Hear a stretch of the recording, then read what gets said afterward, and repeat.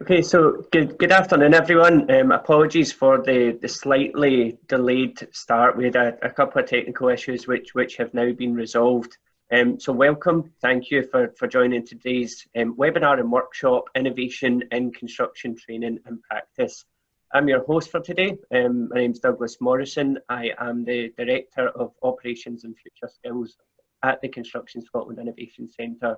And having only recently started with the centre, I've spent about the last 16 years working in further education within the college sector and within the construction industry.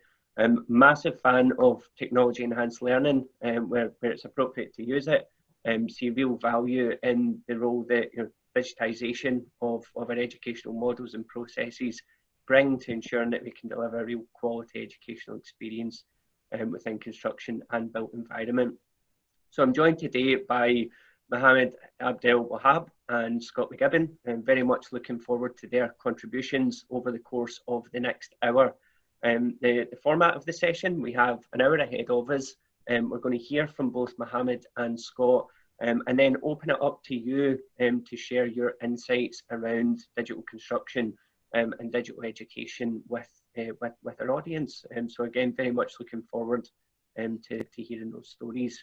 A couple of pieces of housekeeping. You'll see at the bottom of your screen, you have the option to post questions and answers.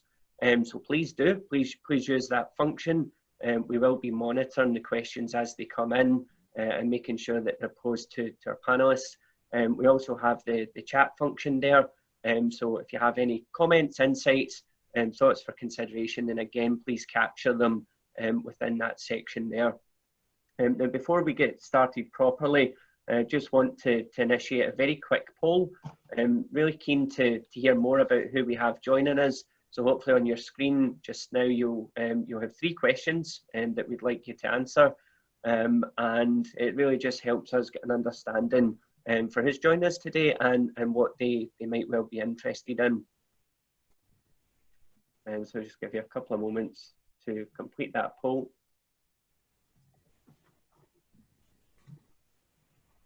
Coming through now.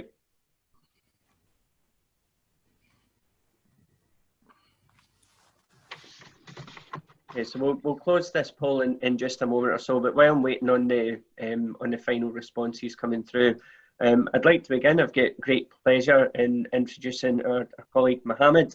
Mohammed's a senior lecturer in construction engineering at the University of West of Scotland. His applied research work supports the digital transformation of the construction industry for enhancing both training and practice. Past project funders include the Construction Industry Training Board, Morrison Construction, and his research was recently featured in industry press and has won a number of awards. So without further ado, over to you, Mohammed. Thank you, Douglas. I'm just sharing my screen now, so.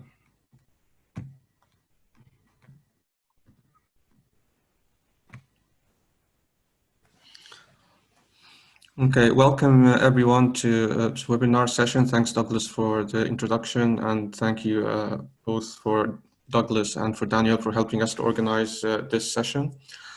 So basically what I'm going to talk about today is VR and AR applications for construction and training. So the structure of my presentation will be first with an overview what I mean by VR and AR and some of the concrete examples on the application in construction. And also, as we all know, now we have the issue with the COVID-19, so I'll also touch on some of the examples of how we can use the technology to adapt to new working practices. Right, so first of all, we need to remember what's the purpose of the technology. So technology is really about helping us to do our work better, more efficiently and safely. So the technology shouldn't make our work more complicated and complex. So it's very important to be pragmatic when we're thinking about different technologies and application in an industrial setting. We need to think about, is it helping us to do our work better, more efficiently and safely? So I'm going to touch on these themes as we move along. Right, so first of all, so what do you mean by VR? Hopefully you should have a question coming up for you on your way now, and if you have any past experience using VR.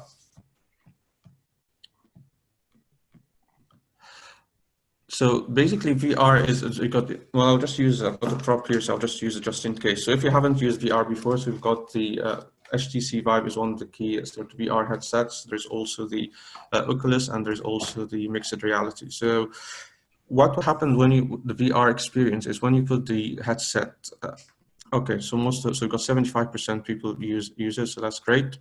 So when you put the headset on, you actually immersed in a virtual environment. And it's very important to mention that it's not only about the visual aspect of the VR experience. So a virtual reality experience, we're trying to mimic or replicate the real life experience. So when you put the headset on, you can actually see virtual environment, but you cannot actually, but we need to try and see, interact within that environment. So in terms of with your different senses. So for example, will you be able to smell something in the VR environment? Well, there's new headsets where you can actually add in sensors where you can actually smell stuff in the VR environment. In terms of touch, can you actually touch and interact in the VR environment? Then there's a form of interaction which is called the haptic interaction, where you can have gloves or you can interact with your own hands. Even when we're talking about the hand itself, in the real world, your hand movement is like this, right? But sometimes in the VR environments, your hand is just static, moving up and down like this. But so that these days we've got gamers, they are trying to look at the hand physics and how you can actually mimic the real movement of your hand in the real environment, mimic this in the virtual environment. Why this is important? This is important so you'll be able to pick up tools and interact properly in the real environment. So that's really important when you talk about VR applications. But my presentation today will focus mainly, because obviously got limited time, it's only focused on the visual aspect. So we're not talking about the other senses in terms of the touch, in terms of the smell, in terms of other senses to superimpose this in the VR environment. So as you can see in this one here, it's a tethered headset. So tethered means it's connected to a laptop or a PC. There's a mobile VR, which I'll talk about later on. So when we talk about the VR experience, as I said, I'll focus only on the visual aspects. What is the value added of the VR experience? Because VR is not necessarily always the best solution when we talk about training. And I'll come to this later on. Right. I'm moving on to the next slide. I think I've got the screen is frozen a bit. I don't know. I got a frozen screen. Okay, there you go. Right, so we tried to mimic a real life environment. So as you can see here, this is a scene in the countryside, right? And this is one of the projects that we did a few years ago, which was funded by through CITB. So basically it's about immersion. So we are creating this level of immersion. You can see here on the far end, on the left corner, there's the house, and then you can see on your right-hand side, there's a wind turbine. So we can actually, when you put the headset in, and again, we only talk about the visual aspect, we're not talking about simulation of the other senses. So you can be on top of the wind turbine, 100 meters up in the air. You can go inside the house and you can explore the house. So you can be on the roof, you can be in the house, you can be on top of the wind turbine. And that's really the good thing about the VR environment. You can actually play with different VR environments. And obviously how to recreate these environments, obviously typically you can use 3D modeling to do that. There are different methods for recreating these 3D environments. You can also use reality capture technologies. And again, I mean, this session today is just really a taster of VR technology. I mean, if you're interested in learning more, we can more than happy to organize a follow-up discussion on that afterwards, as Douglas mentioned at the beginning. Right, so this is an example screenshot of some of the VR experiences here. So we've got here the energy house, or it's like a building, like a house, you're on top of the roof, and you can actually experience like 10 meters above ground level, and you can actually see the process of construction, so in the VR environment as well. So depending on the 3D model that you plug in your VR headset, you can actually experience different phases of a construction project. And also the good thing about you can add a lot of learning content or learning material within that. So you can see on the bottom one, you have a wind turbine, and with the wind turbine, you can also add video content, text, and so on. And actually the good thing about the VR is you create a realistic site experience. So in a classroom environment, you cannot be put in a 100 meter above in the air. So that's why the VR is really good, because technology, because it creates realistic site conditions, yet in a safe environment. And this is also inside the house. This one interaction which we did, which I'm going to talk about later on in terms of when working with developers. It's often the case that developers, they don't have a knowledge of the construction industry. And the problem with that is that they are really good at what they're doing in terms of using the tools and software and so on, but they don't necessarily know what to do in terms of the level of interaction, understanding the building fabric, and how you can actually recreate this in a virtual setting. So this is one idea which we suggested to them when we're doing the project, is actually when you get closer to the wall, you have a pop-up of a 3D model which gives you the type of wall construction. And this is really very interesting, because now you not only can see the actual house, you can actually see how it's actually being constructed. So this sort of guidance is really required to be given to the developers, because if this doesn't happen, then you end up with a situation, a blind leading a blind. So you can get like a client, they want to develop a VR experience, they have different views and different understanding of what VR experiences are, and lack of awareness. So what the details of what is entails for the development of an effective VR experience. And that's another important keyword. It's about how we can create an effective learning experience. Also here we have an example of, again, on top of the roof, you can also see how you can assemble timber roof. So the good thing about these applications is you are actually visualizing the construction process at various stages. How many times during the construction process on site the operatives on site, they struggle in terms of visualizing what the type of construction detail would look like. So imagine if you have on a construction site, you'll be able to see this in a VR environment, and you'll actually see it explode the 3D view of the type of construction that needs to be conducted. And even one idea, I mean, we're always trying to look at ideas and opportunities for developing things further. So why not develop like a 3D method statement, for example, for that in a VR environment? So this could be one idea to be taken forward potentially. And so these are some of the projects which we actually did in the past. So it's not, I'm not talking about these projects as from a theoretical point of view, but these are actually projects working part of so you can see here a part of a multidisciplinary team when I was working at Heriot-Watt University. So we had, the good thing about the team, we had people from computer vision background, people from construction IT, myself from construction training background. So it's how you can assemble the right team together, and we'll come back to that theme later on. Also affecting design and construction management. The other thing is mobile VR. So you got a lot mobile VR. So I mentioned the tethered VR. Mobile VR is simply, you have the VR cardboard you can just buy off Amazon, a few pounds, and you can just download an app. There are lots of freely available apps. One of the projects we did was VR Project Manager game, so you can actually download this. It's freely available on the on Android. So VR for training is really important. So it's often get a question from if someone wants to join the construction industry, what is it like working at height? We used a lot of VR scenarios we developed in a lot of public engagement events. So obviously construction involves a lot of working at height in terms of extreme height. So the good thing of the VR, it recreate this environment, but in a safe way. Health and safety. So again, I mentioned we need to look at the purpose of adopting technology. So the purpose of adopting technology in terms of health and safety, how we can improve health and safety in construction. This is one of the projects we did, which was kindly funded by Morrison Construction, working with an immersion. And actually this project started with a session, but it was face-to-face session like the session we're having at the moment. And after the session, I said, okay, these are the ideas that we want to look at, and maybe how about we use a VR for site induction. And Steve was really championed the idea and spearhead the idea and said, yeah, why not? And we can do it.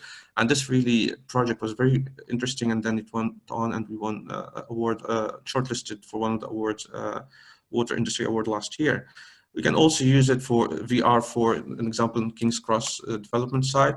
The other thing as well, I'm just a bit conscious of time, so I'm just trying to rattle through this. So working with point cloud data. So when you talk about VR, it's really interesting to learn about working with different workflows. So this is an example of working with point cloud data. So if you have a laser scan, you do reality capture, and you superimpose the your 3D model on the point cloud data, and you can see any clash detection of any of the MEP services with the existing structural design. And this, you can do this through a plugin using scene software if you're using a scanner. So some of the questions you need to ask is VR the really right training solution? Because sometimes, often people say, okay, we need to have a VR, but is this really help you with your training? So what in terms of your training outcome and you want to achieve when you're talking about VR? What are the VR limitations? VR changes all the time. For example, this summer in June, HTC Vive are launching a new VR headset with an eye tracker. Okay, and so how we deliver successful training as well. So this is VR training pilot. So all these are really important questions to ask. And again, I'm more than happy to help if anyone have any input on any of these questions. So about 3 minutes. So in terms of augmented reality, so we took the VR, you put the headset on, you're immersed in a fully virtual environment. The AR, you're superimposing digital content onto the real environment. Some companies already started working on that. So you've got IKEA, if you're buying a piece of furniture and you want to see what does it look like in your living room, so you can actually use their app and which is connected to their products. So it's about understanding where the digital content fit within the real environment. Very important aspect of AR for guided maintenance is often the case how you can go about maintaining sort of equipment on this car. For a particular example, in a car. So in the car manufacturing industry, they started using guided maintenance AR applications. So how we can use this in construction? We use some of these AR applications in a lot of public engagement events. So this event, Big Bang event, we went to 2 years ago, and this again, showing it to schools, kids.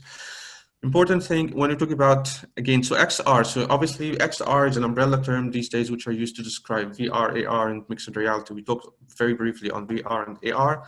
XR is like an umbrella term, immersive technology, so another term thrown in the mix. So how important skills requirements, design skills to direct developers and setting the direction for the development is absolutely important, because as I mentioned earlier on, developers don't have knowledge of construction and they will be expecting someone to give them guidance. Last but not least, obviously, we need to adapt to a new normal with the COVID-19. So some of the really recent examples on a VR showroom. So instead of having a physical showroom, how we can have a VR showroom so you can actually make use of the technology and adapting to this new environment. VR public consultation is another good example of adapting during the COVID-19 situation. Also, you've got the Ford, you've developed an interesting online portal using a VR collaborative design tools, how you can bring together all their team, work in a common virtual environment, and they'll be able to do design review and also look at the different aspects of their design. Last but not least, you've got also in construction mod McDonald's here recently launched an online tool which is they call Rehearsive.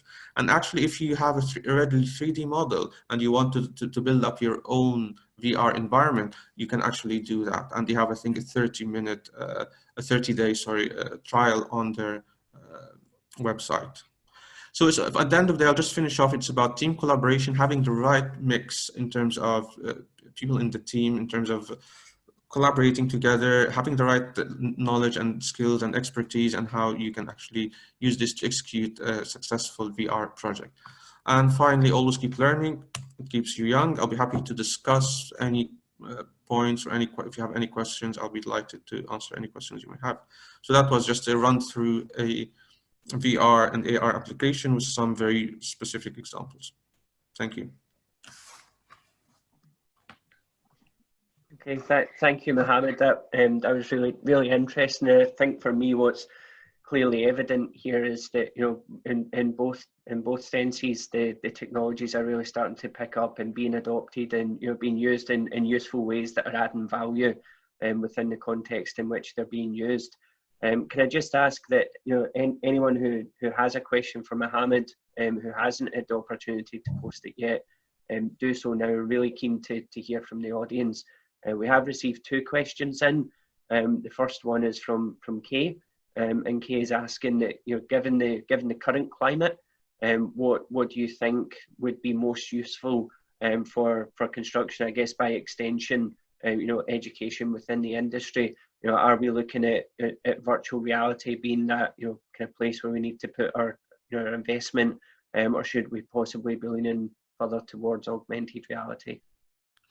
Well, I think in terms of, it depends on the objective of the training itself. So I mean, sometimes where you need to go on site to experience a real practical experience. So sometimes you cannot replicate this in VR environment. So I think the answer to that, you need to have a blended learning approach, which will be involve a mix of VR, a mix of actual site experience. So you need to have a blended approach for learning that will include different tools. So I don't think VR or AR will replace the tools, because at the end of the day, you need to go on site and do actual work. So the answer is you need to have a mix of tools and technologies that you use for your training. Okay, thank you, Mohammed. We've got another question coming in from, where are we, from Emma. And Emma is asking that for firms that have no exposure to virtual reality content but are keen to start their journey, what would your advice be in relation to the first steps that they should be taking? Well, I think the first step is, again, to attend like events like these, to have an awareness of what is the technology doing, what are the capabilities of the technology, and also, as I said, if any of the ideas mentioned throughout the presentation, anyone wants to discuss these ideas, I'm happy to organize these follow-up sessions. So again, I mentioned on the slides, it's about learning. So try to learn about the technology, what the technology is doing, and also try to work with people who actually delivered successfully these projects. Because often the case, people say, okay, we need VR, VR's flavor of the month. But the development of the content of a VR is not cheap. So if you want to make sure that this VR experience is effective, you need to make sure that you have the right team and with the right knowledge and experience of delivering and successfully executing VR projects. Okay, thank you. And just one final question from Ian, and Ian's asking that virtual reality seems quite limited by headset availability. Is this correct? And if so, what does the future look like? I wouldn't say it's limited by headset availability. I mean, you can easily order any of your headsets online. So so I think it's easy to. Oh, it's really good to see that. Okay, it's really interesting. A lot of people will say they will consider using VR. Okay, it's good. Yeah. So back to the question. Yes, that's right. We need to look at. I mean, it's really cheap. If you get like a starter kit for VR kit, you can get the hardware itself. So like this one, which I showed you can get this for a few £100, £500. And you have this one, and then you need obviously the development that goes with it. So my advice would be, if you want to keen on learn about VR, try and invest in one of these VR kits. So if you decided to go and buy the HTC Vive, and you go on the Steam VR, which is like the app store for VR applications. So there's a lot of freely available VR apps on the Steam VR store, and you have a play around with it. I always seeing is believing, and you need to see what the technology is actually doing, and you play around. And I'm sure this will open a lot of opportunities and ideas for you of how we can use it within your business. That's great. Thank you, Mohammed. So thank you to everyone who's posed questions. I've seen that there's another couple coming through. We will get back to them when we open it up for all panelists. But please do keep them coming in, keep engaging, and we'll certainly pick these questions up. So we're going to hand over next to Scott McGibbon. Scott's a stonemason to trade, a former contractor and lecturer, and is currently director and founder of Pivotal, an independent consultancy who provides specialist advice on digital innovation and integrative solutions for industry. Scott works with a number of high-profile industry and academic organisations. He's a fellow of the Institute for Innovation and Knowledge Exchange and a member of the Chartered Institute of Building. Scott's going to share some information with us around his experience and exemplars of reality capture applications within the industry. I'm just going to launch a second poll just as Scott's getting started, and I'll hand over to Scott. That's great, Dougie. Thank you for that. Thank you for the introduction. Just give me 2 seconds just to get things up and running here. Yeah, thanks for everybody for attending today. The idea behind my presentation today is to kind of give you a sort of like a real life scenarios, actually, how you can use digital technologies. We're going to really focus on what we class as reality capture technologies. But the idea first would be just to, why are we looking at using reality capture technologies? Well, there's a whole host of reasons, and I'm sure you're all aware of them.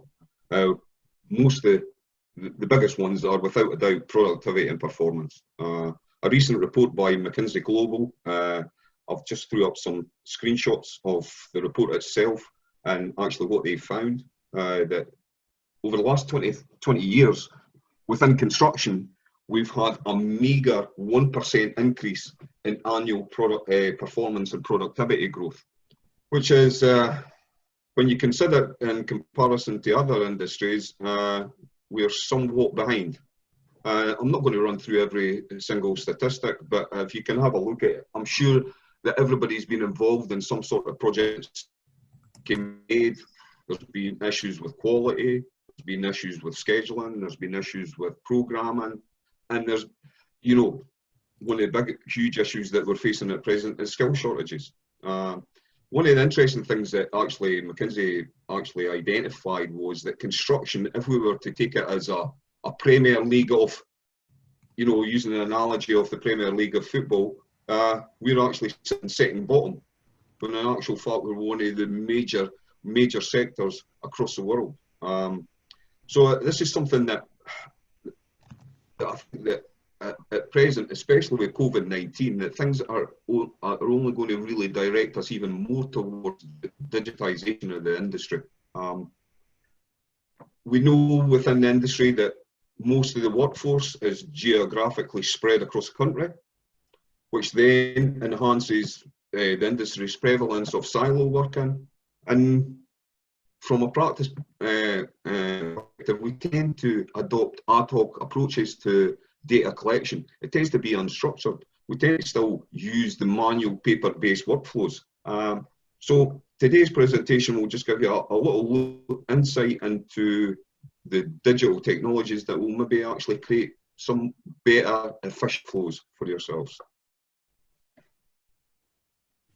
So just a couple of screenshots. I'm sure we all know the image at the top.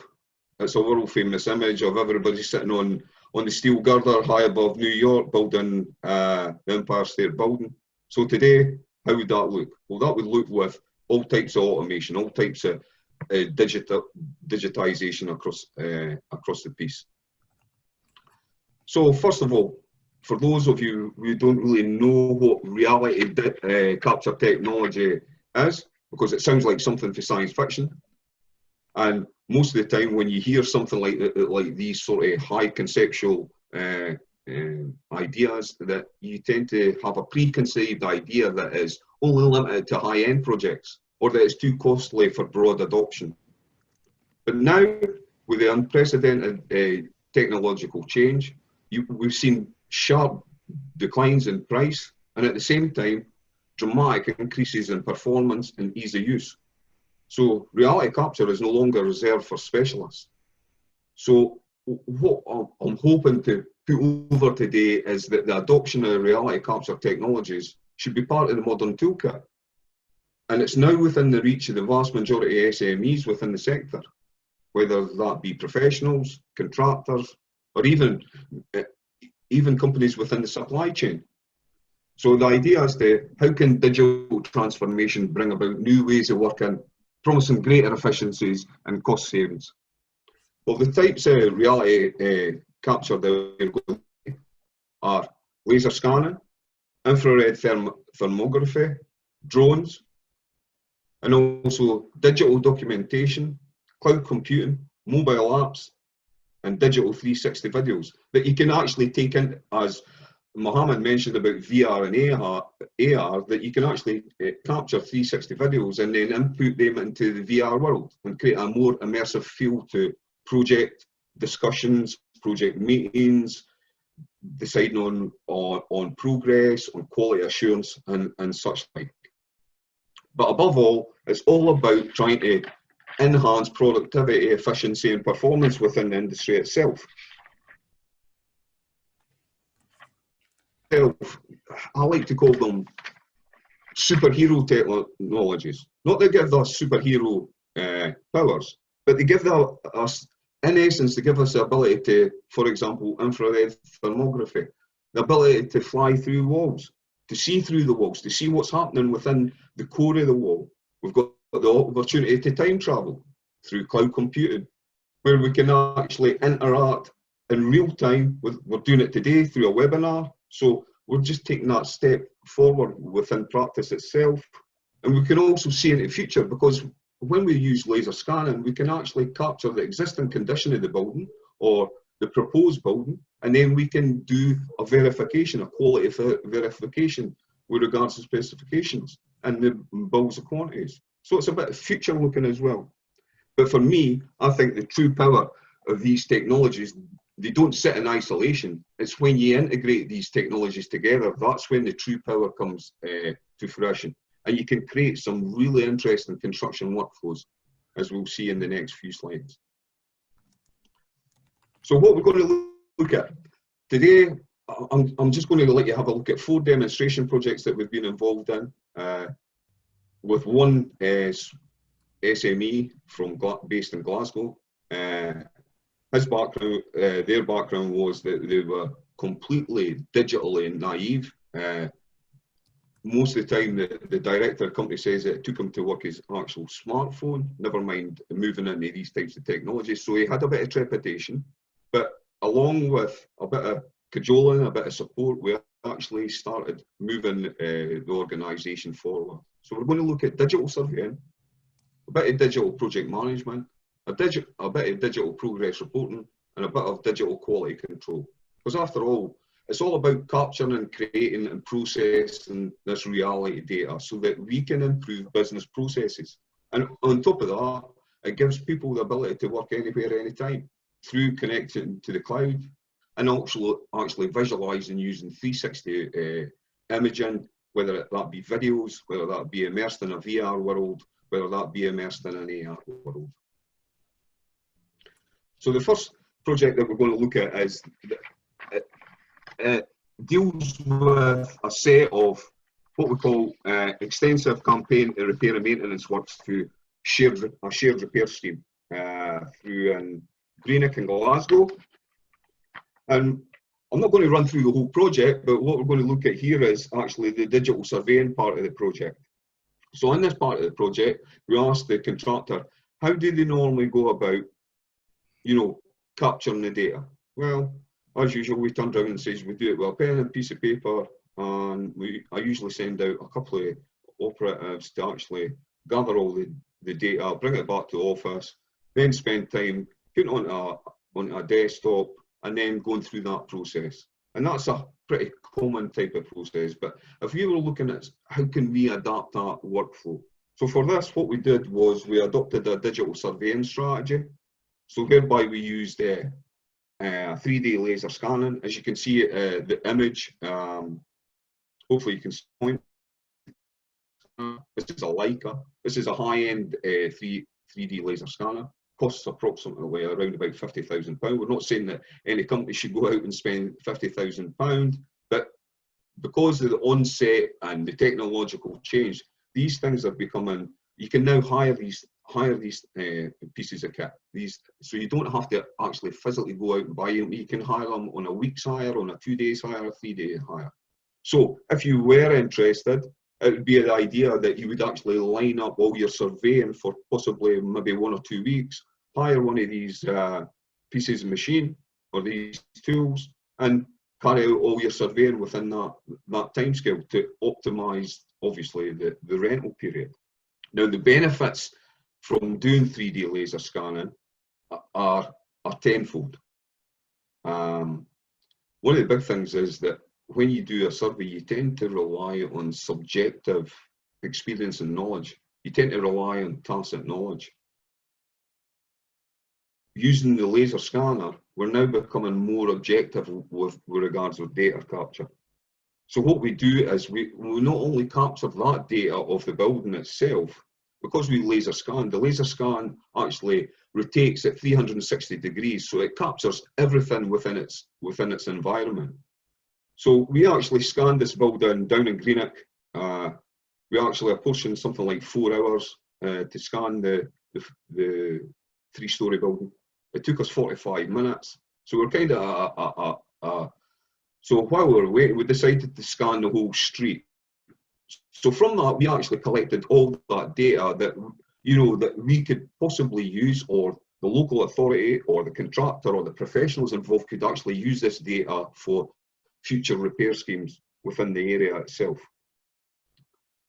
So on top of that, we decided that we wanted to actually make it even more objective. So what we did was we developed a e-condition survey form based on current surveying guidelines from the Royal Chartered Institute of Surveyors, Chartered Institute of Builders.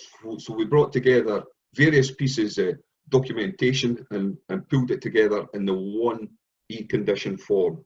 And then that allowed us to really back up the data capture that we had actually gotten, and then we were then able to upload all these pieces of evidence or data using cloud computing to a central repository. Now we used an industry recognised central repository that has a two-way ended encryption, because obviously you have to deal with digital security and the likes. But what that gave us was the ability that the data was captured live and it was shared at the same time between site and office.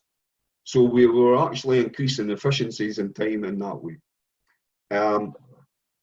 So we decided to do a cost-benefit analysis, just a basic level type idea.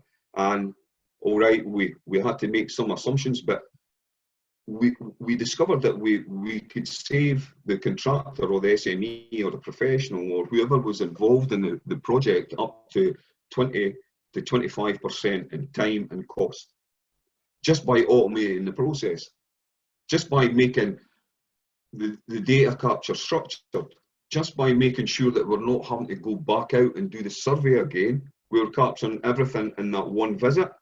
And on this, there was only one operative, one personnel, one surveyor went out and did this. And as well as that, we now had a benchmark for comparing completed on-work site on work with the intended design.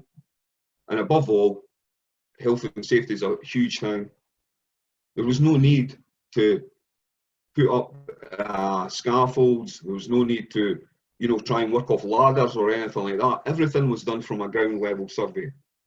So that was just a quick run through of that project. Moving on to the second project.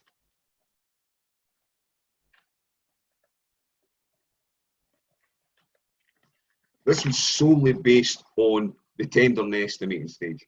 So the contractor here was asked to go out and he'd been issued a bill of quantities, a tender, and he'd been asked to go out and put together a competitive quote. So like all tender and estimating processes, you would tend to send somebody out just to have a once over on the site. But again, you're basing everything on manual and paper-based workflows. Where again, what we used here is we actually asked although the e-condition survey was developed for another project, we actually were able to use the same type of structured format to actually help the tender and estimating process. But what we actually asked the contractor to do this time, we actually asked them, how about, it's not within the tendering process, it's not within the estimation process, but just as a piece of research and development, how about if we gave you an infrared thermographic camera and actually take some images of the building as well? So he did that. The ability, what we call as the IRT camera, is that it allows you to actually capture objective digital evidence of the condition of the building over and above what you would do through a visualization process. So you were able to identify cracks, whether they be structural or whether they be decay issues. You were able to determine residual moisture penetration and water ingress problems. And as I say, these tend not to be evident from a visual examination. And what did that mean? Well, what that meant was that the contractor, when he was doing the tendering process, when he went to qualify and put in his estimate or his return bill of quantities, he actually, within his qualifications appendix, actually said that because he had carried out an IRT, that he felt that the existing repairs or the repair strategies weren't sufficient to meet current existing high performance building standards. So now we have an opportunity now where the contractor is being integrated with the professional, and actually we're now starting to share tacit knowledge, experience, skills, etc. through the use of digital technologies. So what happened was that the client then asked, could the bill of quantities have an additional section added to regards making sure that everything was met to existing energy efficiency standards, environmental sustainability, and also making sure that the proposed occupants for the building would have the necessary comfort and safety going forward. So moving on to the third project. Again, same SME, but this time it was based on a refurb for a primary school down in Ayrshire. So in this one, although the SME wasn't the main contractor on the job, he was one of the specialist subcontractors. He's a stonemasonry contractor. And the amount of works involved in this project were huge with regards stoneworks and the repair package. So he asked if there was any way that we could look at how could he project manage this from a subcontractor perspective. So then we says, okay, let's have a look at if we can do some digital project management here. So rather than trying to bring on high-end technologies, we decided, okay, let's look at using just a cloud platform, a securely held cloud platform. And on this one, we use Trimble Connect, which is an industry-wide secure platform. So this would allow effective collaboration and communication of the project data. And one of the big things was, because of the specialist nature of the project, it would also assist in the flow of the documents, the information and the data between the specialist contractor, the main contractor, and also the supply chain. So now we had a connected project with a connected project team. Such was the interest that the main contractor, who weren't using anything like this at any point during the project, become really interested, and we started getting in some discussions with them themselves.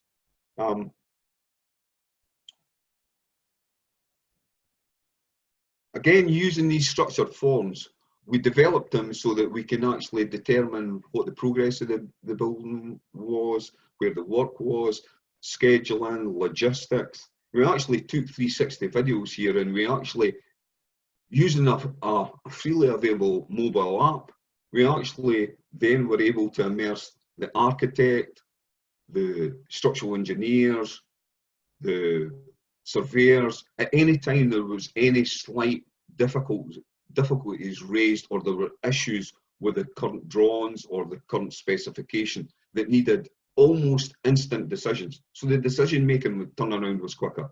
No longer did we have to send out requests for information. We had actually developed requests for information held on the secure platform, which allowed that increase in efficiency. Although we didn't set out in this project to sort of measure the benefits, the assumptions from the specialist contractor was, again, that they saved up to 20% cost and time just by implementing a digital strategy such as this. But above all, they did say that it was the improved decision making. Because of the highly specialist nature of the work, human resource is a huge issue. So he was able to schedule his human resources around different projects. So he was able to make sure that the project had the necessary operatives to carry out the works to the optimum time. And it all, again, because we had a connection with the supply chain as well, they were connected to the platform as well. So if there were any changes, they could actually see the changes in real time, so to speak. And I'm aware of times running quite quickly, so move straight on to the fourth one. And again, this was another set of repairs here. And again, the contractor asked, he didn't want to go down the road of digital project management because this was based on, this was a contract that he had with schools within the Hamilton area, and it was about they needed to react to any repairs that were being carried out on quite a quick basis. So we decided, right, okay, how could we do this? So we thought, right, how about we rather than go for high-end tech, let's go for really low-cost stuff. Let's see if we could use really low-cost stuff, almost off the shelf, and at some points, no cost at all to the contractor, to see if we could record progress, we could report quality control. So again, we used a free app.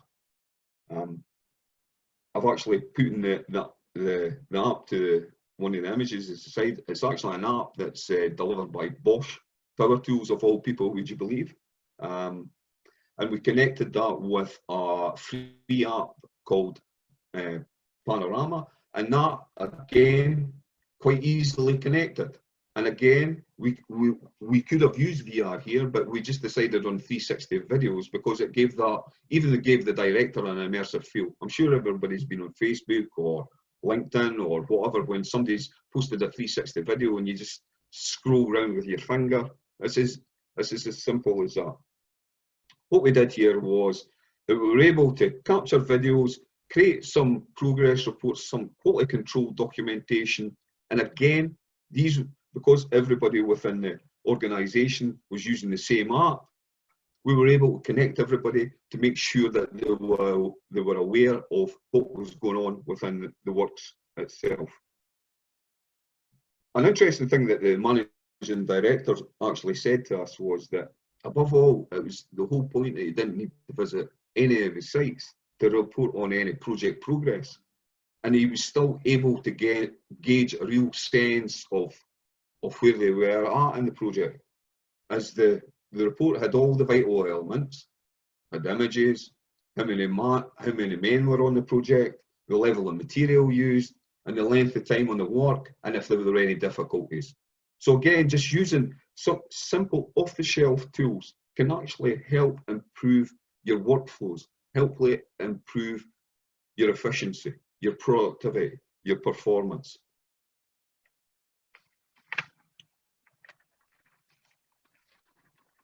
But above all, we found that these initial findings are, they look great and the benefits look really great. And most of the benefits of reality capture really extend beyond what I've given you an insight into today. So the idea behind our organisation is to try and push the industry forward, push it towards this digital way of working. I know from my own first-hand experience of having my own SME contracting business, how difficult it is to actually keep moving forward, to keep your eye on the ball. So what we're looking for is more demonstration projects to really see if we can redefine the way that we actually do things. Because myself and Mohammed, we really believe that we have an opportunity in front of us. We've got an opportunity to embrace this technological change. And it's all about adopting these as part of your modern toolkit, rather than looking at them as something shiny and new and something that you don't really move into. What you must remember though, deciding on what types of reality capture you want to select really depends on the type of project that you're involved, or how you're going to execute that, and what is your level of expertise, which brings into regards training and skills development. So what I'm asking for is not a revolution, but an evolution. So hopefully after today, for all of you who are interested, we can help you take the next step join many firms. Majority of them are the higher end firms, but we can create a dialogue and somehow help move your practice forward, move your business forward, and above all, move your workforce forward. Thank you. Thanks for that. Thank you, Scott. Absolutely fascinating contribution, and really nice to see the blend between what's clearly a range of technologies that are being used by by and within education, but also those that are actively being used, and particularly by smaller businesses, to really drive forward their productivity and their business practices. Unfortunately, we've very limited time for questions for Scott. So what I am going to say is, firstly, thank you to both Scott and Mohammed for their contributions today. I've certainly enjoyed listening, and I'm sure that you have as well. And this is the first in a series of events that the Construction Scotland Innovation Centre are hosting through our ICON programme. You'll all be asked in the feedback for this event if you would be willing to take the places of Scott and Mohammed at future events. I know already that there's some wonderful stories to be shared amongst the participants on this webinar. So please do indicate that you'd be willing to offer your insights. Again, we're really looking for anything that helps to critique or challenge or advance our understanding of how digital can be used in construction and construction education. Now, I did pick up one question from Emma that related to the slides and the video. Those both will be shared with everyone, and they'll be hosted on our web platforms. It's very important that we all collectively recognise that whilst this is an individual webinar, it's very much the beginning of what is an ongoing dialogue. Scott's point, just to emphasise that this is a conversation of like-minded people who have a genuine shared desire to advance this industry and to enhance the experience that our students and apprentices and trainees have within our educational institutes. So both Scott and Mohammed are keen to hear from you, and we'll share their details, both their email and their LinkedIn after the event. And if I may just make a last minute plug for the ICON platform hosted by Construction Scotland Innovation Centre. If you go to our website, www.cs-ic.org, you'll find details to the ICON initiative. And really, we have three distinct offerings. So we have a skills and training register that's absolutely packed full of free to access digital education content, everything from courses to computer games to webinars just like this. We have our knowledge and guidance hub where you can access up to date information directly from Scottish Government, from the Construction Leadership Forum, the Construction Industry Coronavirus Forum, and a range of other pre-approved sources. So it's an excellent source of information if you're looking to keep up to date with what's happening within the industry. And lastly, the funding that Construction Scotland Innovation Centre can make available as we seek to support our academic community and our industry partners to come together to try and resolve some of the grand challenges, of course those that we face right now, but also the challenges that have been well documented by both Scott and Mohammed, and which continue to hold the industry back from realising its full potential. So the last thing I'd like to say is just thank you again to Scott and Mohammed for their contributions today, for Danielle for her work in the background in making this happen, and to all of you for giving up your time and for contributing throughout the session. I do genuinely hope that you'll be able to contribute in a speaker's role at our next event a couple of weeks' time. So thank you, keep in touch, all the best in your digital ambitions, stay safe and visit the CSIC website. Thanks everyone.